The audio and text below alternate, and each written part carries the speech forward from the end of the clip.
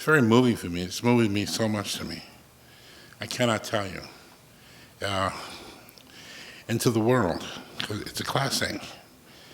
A short story.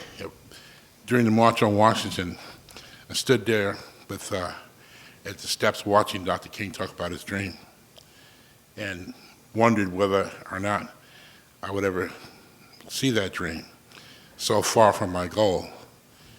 And then about 8 years ago, I had some time off from homicide, and I went to D.C. with my daughter, who had played around that ship, my oldest daughter, who run around on that very ship. She's a lawyer today.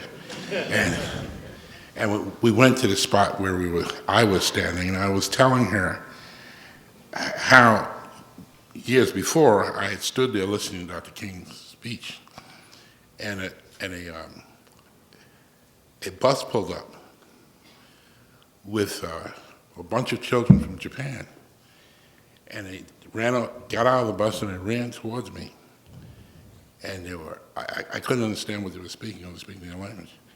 But there was one thing that blew me away, was the fact that they all were saying one word: alien. And at that moment, it was so spooky because I'd realized that the dream had come true. I was now known all throughout the world. The movie opened the door up for women. Never before in the history of movies have we seen a heroic woman do what Sigourney did.